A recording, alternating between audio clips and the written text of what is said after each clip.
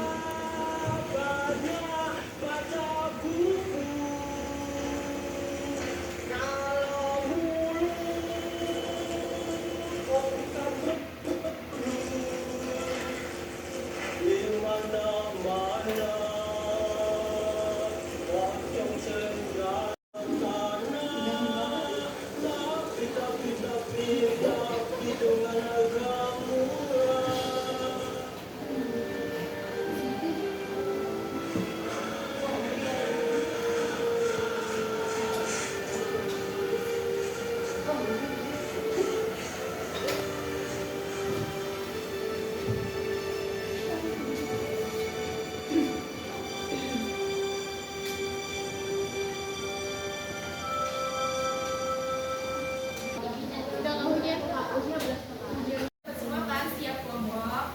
Nah, oke, selanjutnya di nomor 7 juga ada beberapa soal, ada 4 soal. Nah, di sini sebelum masuk ke pengisian soal, saya mau ngasih tahu contohnya dulu. Nah, dari video puisi tadi kan judulnya Apa Guna karya Widi Pukul. Ada yang tahu Widi Pukul? Sebelumnya baru kali ini tahu? Ya. Bacanya pernah sempat di skip loh ada ya. Lihat nanti di akhir video, di akhir pelajaran juga ada kuis soalnya. Ingat. Oke, nah karena teman-teman apa sih isi dan juga pesan dari puisi yang akan kita analisis nanti, yang akan kita bacakan nanti. Nah, di sini contohnya ada puisi Apa Guna. Puisi Apa Guna ini memiliki pesan tentang kritik sosial terhadap ketidakadilan yang dialami oleh rakyat kecil. Puisi ini menyuarakan buruh teman-teman semuanya. Puisi ini juga menggambarkan bahwa ilmu dan pendidikan itu seharusnya digunakan untuk membela kebenaran dan bukan untuk menipu ataupun memilih untuk diam ketika ada suatu kesalahan. Nah, secara lebih dalam puisi ini mengangkat isu pelanggaran HAM dan juga menunjukkan sikap pemerintah yang anti kritik sesuai dengan apa yang terjadi sekarang, betul atau tidak? Betul. Dan menggambarkan ketidakadilan dan juga tidak adanya kebebasan berekspresi dalam masyarakat. Seperti itu teman-teman. Nah, di nomor 2 itu soalnya siapa tokoh yang mungkin ada dalam puisi ini. Nah, kalau kita tonton video tadi, puisi ini itu kan ada membahas tentang buruh dan juga cupong itu pengusaha teman-teman, dan guru juga bisa masuk ke dalam tokoh dalam puisi ini yang akan kita gunakan dalam cerpen nanti, seperti itu. Lalu yang ketiga, kita juga harus tahu, setelah kita tahu isi puisi dan pesannya, tokoh-tokoh yang sesuai agar bisa dimasukkan di cerpen, lalu kita juga harus tahu bagaimana konflik atau masalah sosial yang muncul dalam puisi tersebut. Tidak hanya masalah sosial, nanti itu tergantung puisi yang akan kalian dapatkan nanti. Nah, kalau di puisi Apa Guna, konflik yang ada dalam puisi tersebut itu ketimpangan sosial, penindasan rakyat oleh pihak yang berkuasa, dan diamnya orang-orang berpendidikan terhadap ketidakadilan, dan juga rakyat desa yang dipaksa menjual tanah dengan harga murah, dan sementara senjata dan penguasa berdiri di belakang para pemuda. Seperti itu.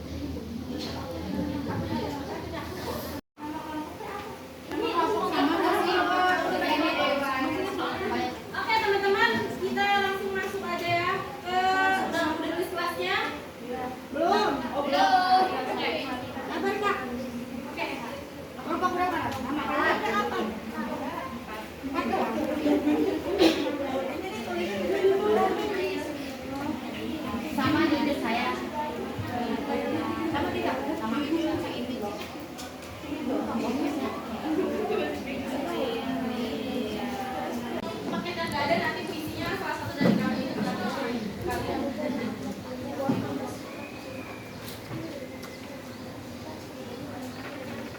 Ada, oke, ada semua berarti buku paketnya? Ini nggak ada? Ada, semua ada ya, aman ya? Aman, oke. Nah, di dalam buku paket kalian di bab puisi, betul ada bab puisi kan? Di situ ada, tadi udah saya cek juga ada beberapa puisi dari Khairul Anwar, terus iya, ada Sukardi juga. Nah, kalian boleh pilih salah satu puisi dari bab puisi tadi. Puisinya nggak banyak, nanti dari kita udah nyiapin puisi. Tapi boleh teman-teman dicek dulu aja, dibaca-baca. Nanti acungkan dan sebutin judulnya biar teman-teman yang lain udah sama.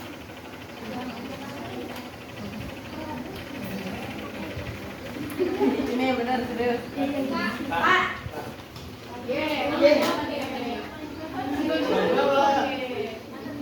Perkenalkan nama saya Reren. Saya mau ngasih tahu kepada teman-teman semuanya kalau kelompok 1 pakai puisi yang berjudul Di Negeri Amrok. Nanti kalian boleh minum dulu.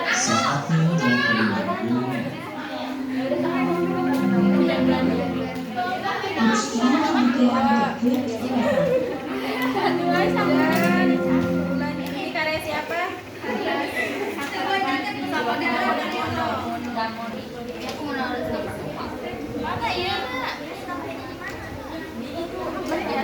Di pinggirnya weh.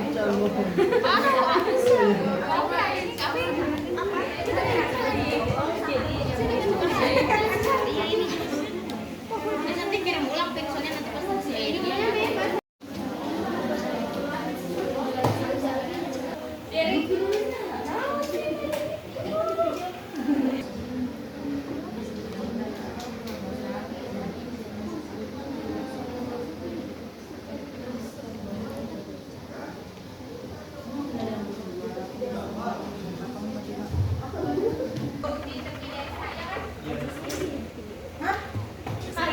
Ada banyak di sini.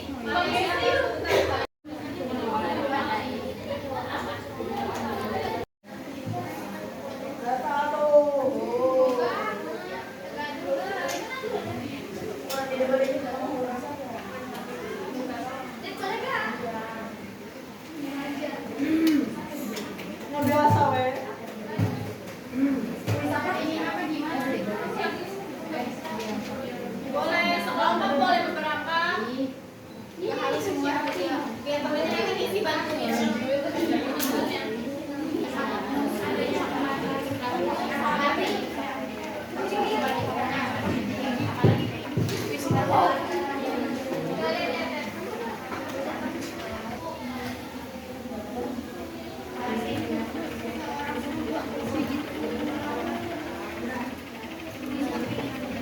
Diubah ke teks cerpen. Paham nggak?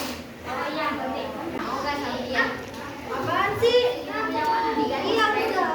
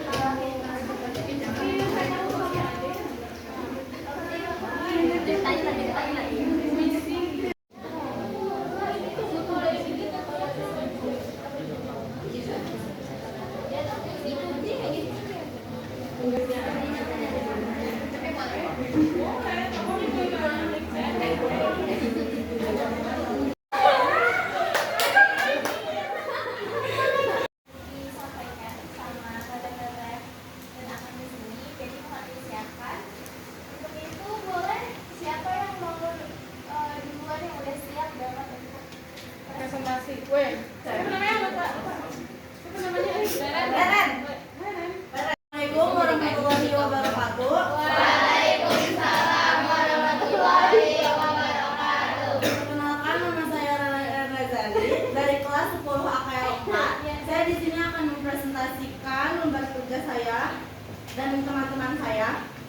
Saya dari kelompok 1. Saya akan membacakan cerpen hasil Reren. Waalaikumsalam. Segalanya ditentukan oleh amplop, bukan surat, bukan undangan, tapi lembar kerja berisi kekuasaan. Siapa yang punya amplop, dia bisa mengatur segalanya. Hukum, jabatan, bahkan nasib orang lain. Aladin sembunyikan amplop ajaibnya tak berguna di sana. Samson menutupi rambut sakti dengan topi. David, Copperfield, dan Houdin memilih diam. Di negeri ini bukan sihir yang berkuasa, tapi amplop. Keputusan bisa dibatalkan, yang salah bisa dibenarkan. Semua tergantung isi amplop. Orang pintar bisa bungkam, orang jujur bisa tergoda, bahkan orang suci pun bisa tersingkirkan, tergelincir. Di negeri amplop, tak ada yang bisa Sekarang Reren boleh kasih tahu makna puisi yang tadi teman-teman pilih pakai bahasa Reren aja biasa. Pesan utama dari puisi di negeri amplop, karya Mustafa Basri atau Gusmus adalah kritik keras terhadap korupsi dan suap yang telah merajalela dan merusak moralitas masyarakat dan sistem pemerintahan. Nah, jadi soal itu. Nah, sekarang boleh ceritain ringkas aja isi cerpennya. Isi cerpen yang tadi udah dibikin. Dibaca soalnya. Paling menginspirasi. Di negeri amplop, amplop merajalela. Oh itu. Ya. Kalau ada satu lagi, amplop mengamplopi amplop. Tapi kata Reren seperti di negeri amplop, amplop merajalela. Kalimat biasanya, di negeri ini praktik suap menyebar luas di mana-mana. Jadi itu amplopnya merajalela. Korupsi.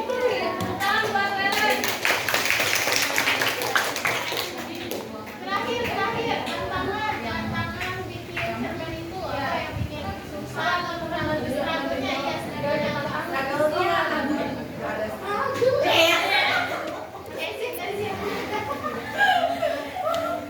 Apa teman-teman? apa teman-teman? Apa susahnya karena mungkin diksi puisinya terlalu susah dipahami. Ya, itu. Ya, kayak gitu. Makanya malas nulis. Enggak sih, biasa aja mah. Itu ya udah. Udah cukup Pak. Berarti nggak ada struggle ya? Nggak ada. Oke, sekali lagi beri tepuk tangan untuk kelompok. Assalamualaikum warahmatullahi wabarakatuh. Waalaikumsalam.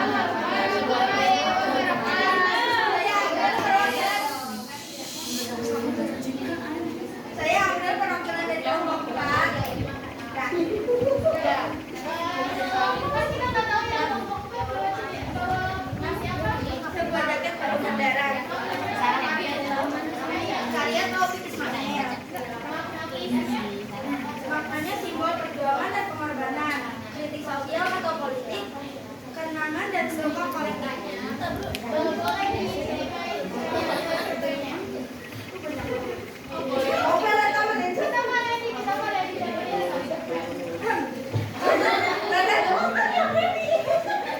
Aku masih ingat saat pertama kali aku melihatnya. Sebuah jaket berlumur darah tergantung di dinding rumah kampung. Ayahku seorang aktivis yang selalu berjuang untuk kebebasan dan keadilan telah membawanya pulang dari sebuah demonstrasi. Kami semua telah menatap jaket itu dengan rasa takjub dan sedih. Setelah berbagai duka yang agung dalam kepedihan bertahun-tahun, aku masih ingat suara ayahku yang selalu mengatakan bahwa perjuangan belum selesai, bahwa kita harus terus berjuang untuk kebebasan dan keadilan. Sebuah sungai membatasi kita di bawah terik matahari Jakarta. Antara kebebasan dan penindasan berlapis senjata dan sangkut baja. Aku masih ingat saat ayahku ditangkap oleh pihak berwenang karena dia tidak mau menyerah pada tirannya.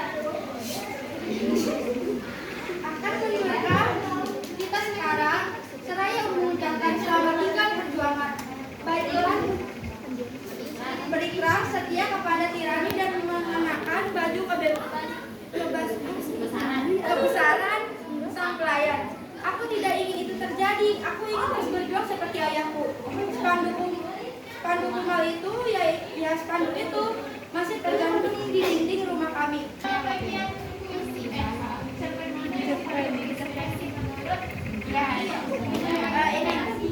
Jaket itu menjadi simbol keberanian dan kebenaran. Pokoknya ada mahasiswa yang gugur, rakyat yang menderita, pejabat dan pengusaha. Terakhir, tantangan apa yang selama proses penulisan cerpen itu? Tidak ada. Tidak ada. Easy banget.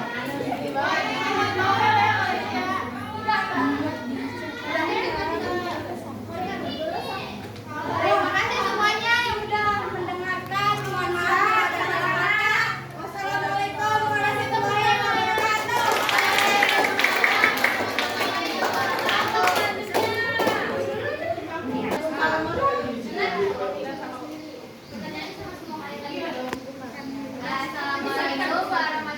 wabarakatuh. Waalaikumsalam warahmatullahi wabarakatuh. Saya Alisa Fitri, perwakilan dari kelompok Jaya. Terus coba isi atau makna puisi yang kamu dapatkan. Puisi ini judulnya di tepi desa.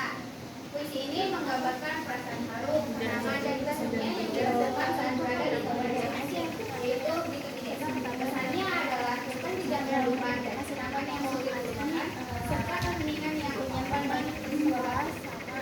Selanjutnya dari tadi apa yang kamu tuliskan? Perantau, pengembara, petani, dan yang Oke, selanjutnya boleh langsung dibaca cerpennya, mau di paling terakhir boleh di tengah aja.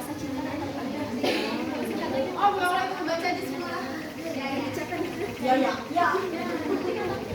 Di tepi desa. Sama dengan karya kamu cerpennya. Di tepi desa. Arman berdiri diam di tepi jalan desa.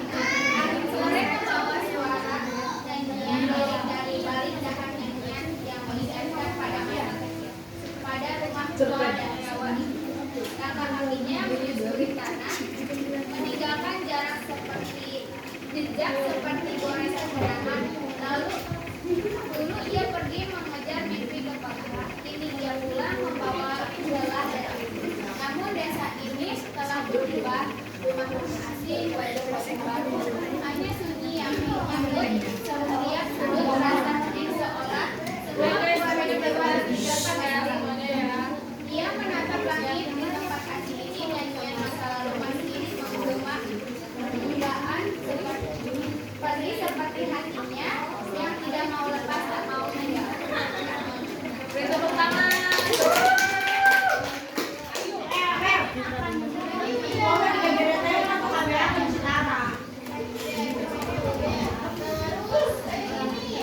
Terus yang paling menginspirasi nih, langkah hatinya menyusuri sana, meninggalkan jejak seperti goresan jerami. Kenapa?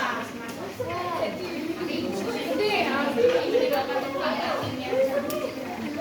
Terakhir teh apa tantangannya di cerpen antara bahasa puisi menjadi cerpen.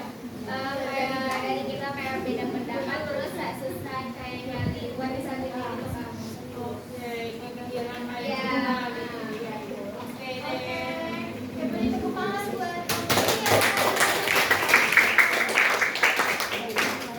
Saya Nana Jata dan perwakilan dari kelompok. video puisinya Dengan siapa? Jangan kasar. Woi.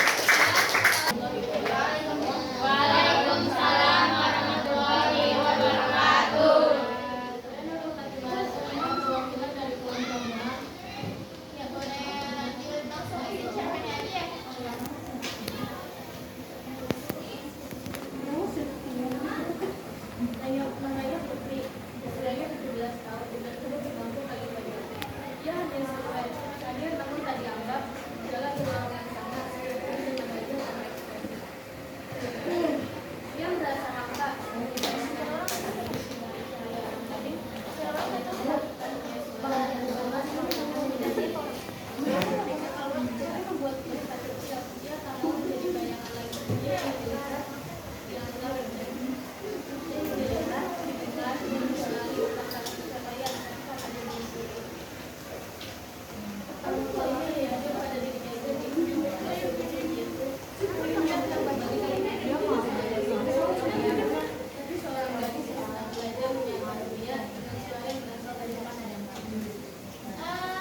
Kasih tepuk tangan teman-teman buat satu ya. Ini dulu langsung aja sebagai tantangan yang dalam proses penulisan juga. Tantangannya tadi kalau nggak salah emang agak susah sih tentang puisinya. Ya mungkin tantangannya adalah memaknai isi puisinya. Terus apa lagi? Dari tokohnya. Dari tokohnya ya. Ya. Sudut pandang penulisnya, kemudian alur ya. Alurnya. Oke deh, terima kasih. Boleh tepuk tangan teman-teman.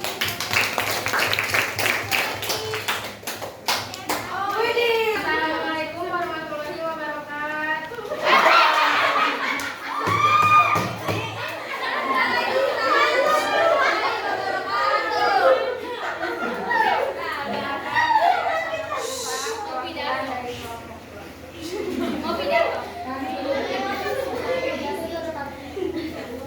Tentang rasa cinta yang terpendam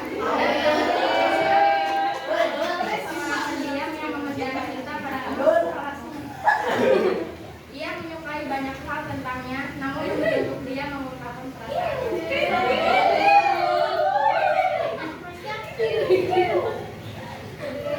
Tantangannya dalam penulisan siapa yang Ada dalam akhirnya belum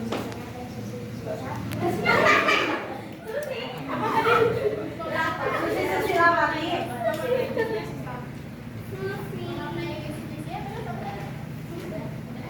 Oke,